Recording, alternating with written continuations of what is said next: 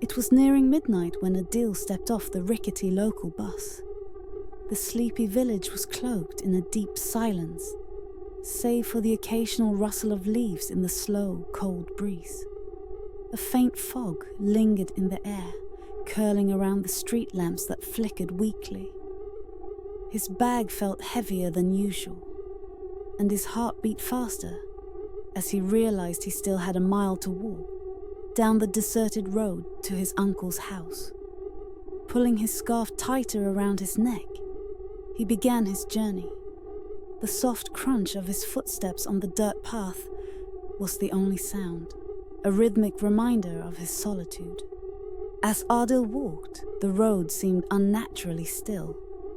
The trees lining the street stood like shadowy sentinels, their gnarled branches reaching out like claws.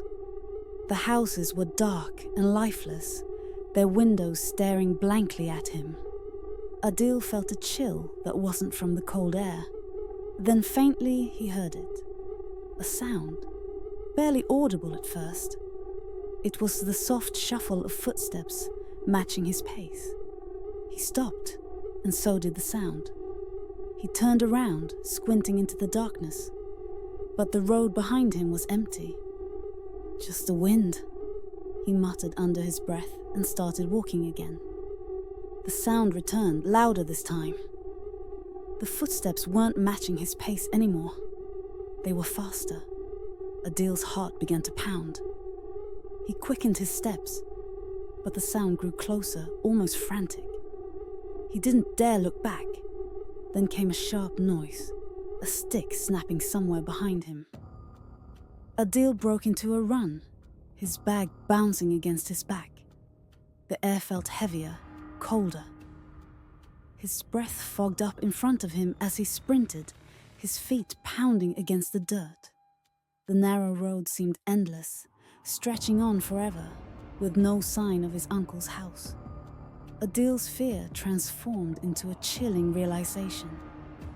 He wasn't alone. The sound behind him was no longer just footsteps. It was a scraping, dragging noise that sent shivers down his spine.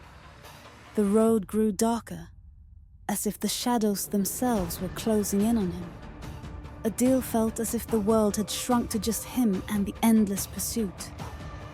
His lungs burned with effort, and his legs felt like lead. He tripped. The ground rushed up to meet him, and he lay there for a moment, too afraid to move. The sound was gone. He looked up, scanning the darkness. The silence was more terrifying than the noise had been. Gathering his courage, he pushed himself to his feet and started walking again, slower this time. His legs trembled, and every step felt heavier than the last. He kept glancing back over his shoulder, convinced that something, or someone, was just out of sight. Finally, after what felt like an eternity, Adil saw it, the faint glow of a lantern hanging outside his uncle's house. Relief washed over him, and he broke into a stumbling run.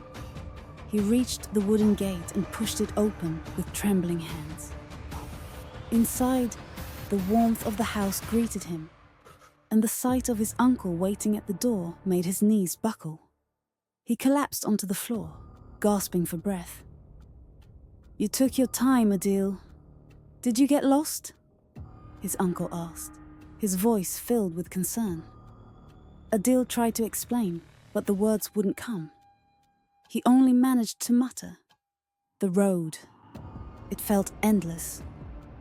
As his uncle helped him inside, Adil couldn't shake the feeling that something, or someone, was still out there, watching, waiting in the cold, silent street.